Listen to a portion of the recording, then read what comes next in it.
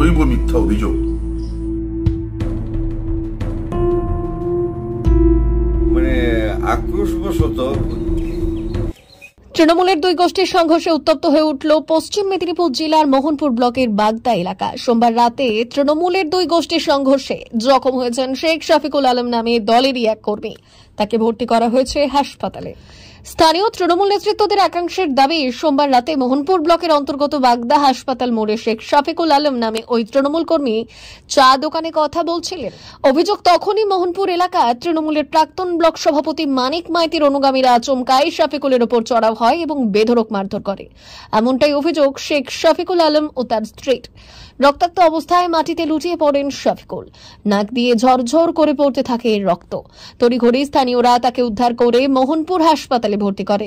পরে অবস্থার অবনতি হওয়ায় তাকে এগরা হাসপাতালে স্থানান্তরিত করা হয়েছে। সেখানে তার চিকিৎসা চলছে বলে জানা গিয়েছে। এই ঘটনায় ইতিমধ্যেই মোহনপুর থানায় লিখিত অভিযোগ দায়ের হয়েছে। অভিযোগের পরিপ্রেক্ষিতে পুলিশ ঘটনার তদন্ত শুরু করে এবং ঘটনায় দুজনকে গ্রেপ্তার করা হয়। যদিও পুরো ঘটনার অভিযোগ মিথ্যে বলে দাবি প্রাক্তন ব্লক সভাপতি মানিক মাইতির। অন্যদিকে এই ঘটনা নিয়ে তৃণমূলকে কটাক্ষ করেছে গেরুয়া শিবির।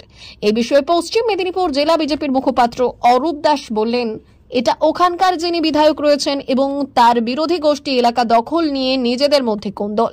সামনে 2026-এর ভোট আসছে, সেই জন্য টাকা আসবে, সেই টাকা কার ভাগে থাকবে, কার গোষ্ঠীর লোক বেশি প্রভাবশালী হবে, তৃণমূল থাকবে, টাকার ভাগাভাগি থাকবে না, এলাকা দখল থাকবে না, কখনো হতে পারে না। এটাই তৃণমূলের সংস্কৃতি। 8টা নাগাদ যখন আমি আমার পার্শ্ববর্তী হাসপাতাল মোড়ে একটা চায়ের দোকানে চা খেতে যাই, তার আগে একটা ডাক্তারবাবু চেম্বার আছে, ওখানে আমি একটু বসে পড়ি। ডাক্তারবাবু চেম্বার থেকে বেরিয়ে চা দোকানে চা খেতে যাব, ওই সময় হঠাৎ দেখছি 2-4 জন এসে আমাকে কলার ধরে টেনে নিয়ে চলে যায়। তো আমি বলছি কি হলো, আমি তো কিছু চা খেতে এসেছি, চুপ করে বসতে আছি। দিয়ে আমাকে ফেলে বুকের উপর ঘুষি মারে 2-3টা, নাকের উপর, মুখের উপর, চোখের উপর। তখন আমি তাদেরকে কোনো প্রকারে একজনের মানে টানাটানি করতে করতে একজনের মুখের কাপড় সরে যায়। সেখানে সেই লোকটাকে আমি চিনতে পারি যে আতলার একজন মুসলমান ছেলে, তার নাম শেখ মসি, মানে মসি বলে ডাকা হয়। আর কাউকে চিনতে পারিনি, সবারই মুখে কাপড় চোপড় ছিল।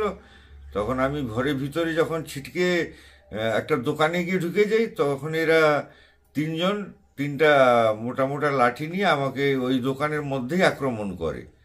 তখন কোনো প্রকারে জনগণ জমা হয়ে যেতে তারা আমাকে ছেড়ে দিয়ে পালিয়ে যায়। তখন আমি অজ্ঞান অবস্থায় থাকি। তখন সবাই মিলে আমার বন্ধুবান্ধবরা, বাড়ির লোকরা খবর পেয়ে গিয়ে নিয়ে আমাকে হসপিটালে যায়। সেখান থেকে হয়ে আবার এগরা সুপার হসপিটালের পাশে একটা নার্সিংহোম আছে, সেখানে রাত্রি 2-4 ঘন্টা ভর্তি করে রাত 2টায় কালকে নিয়ে আসে আমাকে বাড়িতে। কে বা কারা এই ঘটনাটা ঘটালো? এই ঘটনাটা ঘটিয়েছে যতদূর আমার মনে হচ্ছে যে আমাদের যেহেতু এমএলএ যখন এখানে ব্লক সভাপতি দায়িত্ব পেয়েছেন, আমরা বললাম যে ব্লক সভাপতি হবে প্রতীক যার কাছে থাকবে আমরা তার দিকে থাকব। মানিক মাইতি অপসারণ হয়ে যাওয়ার পরে এই মানিক মাইতি, তপন প্রধান এবং আতলার একজন নেতৃত্ব সাদেক বলে, এদের নেতৃত্বে আজকে এই ঘটনাটা ঘটাতে বাধ্য হয়েছে। যেহেতু আমি এখানকার একমাত্র স্ট্যান্ডের উপর তৃণমূল করি এবং আমার বাড়ি ভাড়াটাড়া আমি এমএলএকে দিয়েছি, আমার একটা বিল্ডিং ওদিকে আছে, ওটা এমএলএ কার্যালয়ে করেছি। এই বা ওদের পরিবর্তন ডিস্ট্রিক্টে একটা হয়ে যাচ্ছে, এরকম একটা আওয়াজ ওরা পেয়ে কালকে ওরা নিজেদের মধ্যে মানে আক্রোশবশত হয়ে মানে কি করবে না করবে ভেবে ঠিক না পেয়ে আমাকে আক্রমণ করতে সচেষ্ট হয়ে যায়। চিন্তা ভাবনা নিয়ে থানায় অভিযোগ জানিয়েছিলেন? আগে থানায় অভিযোগ জানিয়েছিলেন? হ্যাঁ, কালকে থানায় রাত্রে অভিযোগ আমার স্ত্রী গিয়ে জানিয়ে এসছে, আমি তো উঠতে পারিনি, সেই গিয়ে জানিয়ে এসছে। কি নাম আপনার? আমার নাম শেখ শফিকুল আলম। 1 মাস আগে থেকে সে মানিক মাইতিকে করে দিয়েছে, মানে ব্লক সভাপতি থেকে তাকে বাতিল করা হয়েছে। তো সেটা আমরা শুনেছি, ওরা শুনেছি। তো আমরা দল যেখানে, আমি সেইখানে, আমি একটা গ্রাম পঞ্চায়েত, রামপুরা গ্রামে, আমি দক্ষিণ পাড়ায় আমি একটা গ্রাম পঞ্চায়েত। তো আমি রোজা মাস পড়েছে, আমি বাড়িতে আছি, আমার স্বামী উনি বাজারে গিয়েছেন। তো আমি কিছু জানি না। যখন আমি শুনতে পেলাম যে আমার ড্রাইভার আছে, উনি তাকে নিয়ে ঘোরাঘুরি করে, আমার ছেলে একজন ড্রাইভারকে রেখেছেন তার বাবাকে নিয়ে ঘোরার জন্য। সে ছিল না, সে রামপুরা গিয়েছিল গ্রামে। সে এসে দেখলেন যে তা কাকু মেরে একবারই খুন খারাপি করে, একবারই রক্ত টক্ত বের করে, নাকটা ফেটিয়ে একবারই ইয়ে করে দিয়েছে, ইনজোর করে দিয়েছে।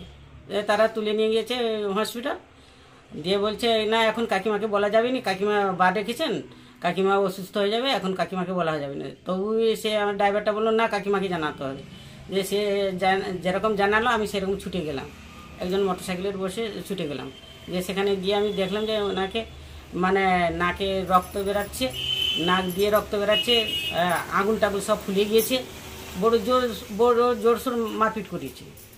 তো এরা উদ্দেশ্য মানে এ যেরকম কিছু না করে চুপচাপ করে বসুক, এই বেশি ইয়ে করছে, ঘর দিয়ে দিয়েছে কেন, বিধায়ককে একটা ঘর দিয়েছে কেন, মানে এই নিয়ে তারা আন্দোলন করছে।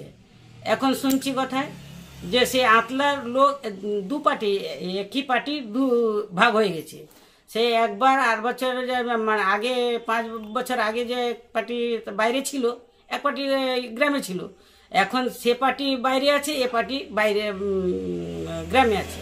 সেই নিয়ে কিনা তাদেরকে এ ঢুকাবে, সেই জন্য আমরা তাকে মেরেছি, মানে কথাটা বানচল করা হচ্ছে না। এটা মানিক মাইতি, তপন প্রধান,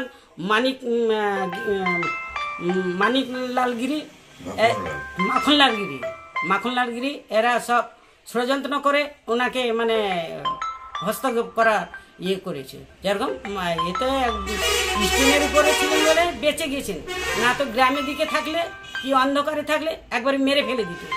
তো এর কিছু একটা ইয়ে হোক, তা আমি জানতে চাই। থানায় গেছিলাম কালকে? হ্যাঁ, আমি থানায় গিয়েছিলাম, থানায় গিয়ে জিডি করে এসেছি। এখন আমাকে ডেকেছেন ইয়ে ফরিদবাবু, তো আমি যাব, আমার ড্রাইভারটা এলে আমি যাব। কি নাম আপনার? আমার নাম শেখ রেশমা আলম। কে হন আপনি? আমি ওনার স্ত্রী। একটাই কথাই বলতে পারি, যারা এই সমস্ত অভিযোগগুলো আনছেন তারা ভালো করে জানেন, একই সাথে সাথে মোহনপুর ব্লকের সমস্ত মানুষ জানেন যে মানিক মাইতি কোনোদিন ফাউল পলিটিক্স করেনি, ভবিষ্যতেও করবে না। আমার বাবা দীর্ঘ 20 বছর ব্লক কংগ্রেসের প্রেসিডেন্ট ছিলেন। সারা জীবন ধরে তিনি কোনোদিন নোংরা রাজনীতি করেননি, তাকে বিরোধীরাও সমীহ করে চলত। উনি আমাকে সেই শিক্ষাই দিয়েছেন, রাজনৈতিক সৌজন্যতা বজায় রেখে আমি রাজনীতি করি।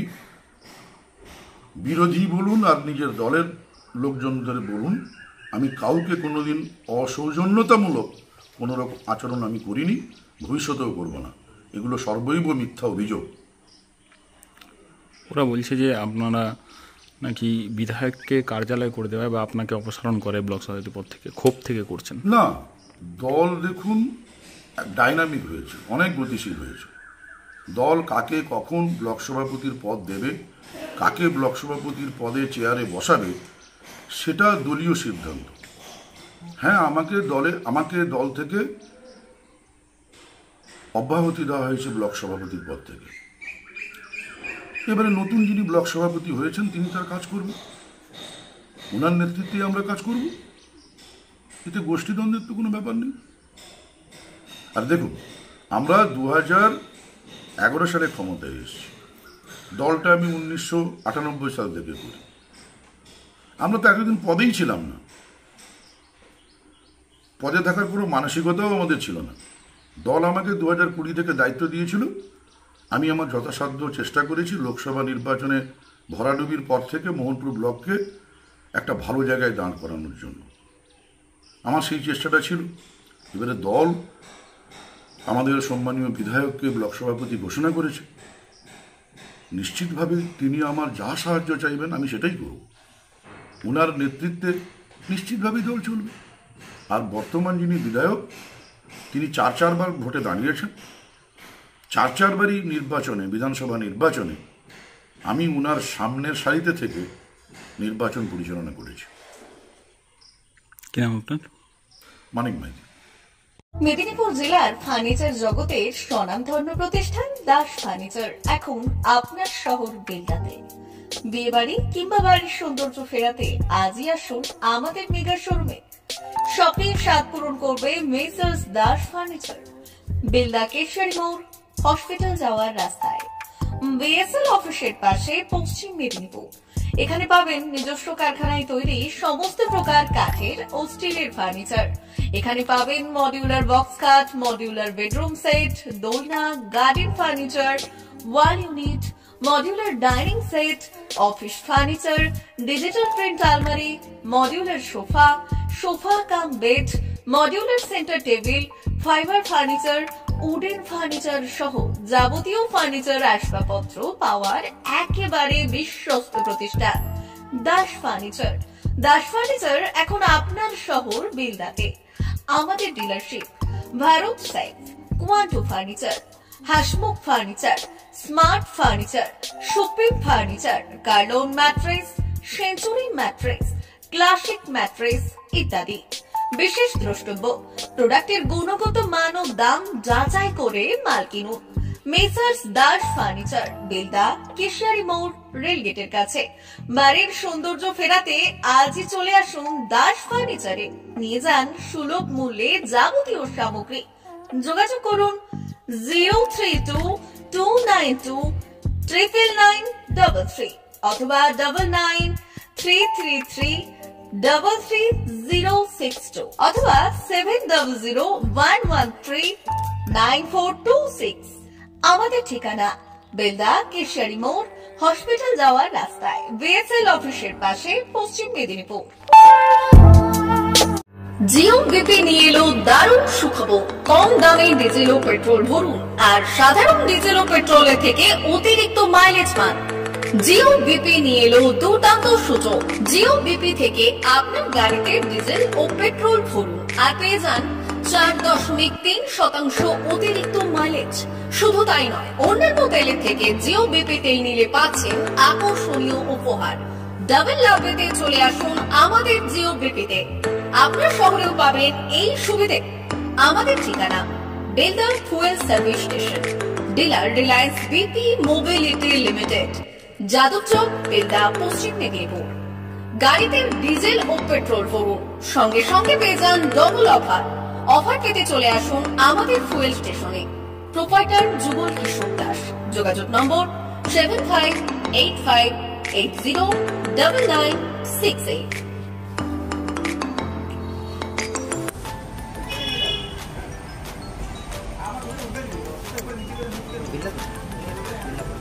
একটু মোবাইল নাম্বারটা বলুন। আমাদের এখানে এখন ওই স্মাইলি অফার চলছে, তো আপনি 1 লিটারে যখন 1 লিটারের উপর তেল নেবেন, 1 লিটারে একটা করে স্মাইলি পাবেন। একটা করে স্মাইলি মানে হচ্ছে আপনি 25 পয়সা করে পাচ্ছেন। এটা আমাদের যদি এখন 3 বছর আছে, তখন যখনই তেল ভরবে তো আপনার মোবাইল নাম্বারটা এন্ট্রি করবেন 700404044। আমাদের মোবাইল নাম্বার এন্ট্রি করা হবে। এটা আপনার যে মোবাইল নাম্বারটা দিচ্ছেন ওটাই আপনার টাকাগুলো পাবেন স্মাইলি জমা। যখন আপনি ওটা কিছু একটা অ্যামাউন্ট ব্যালেন্স হয়ে গেলে আপনি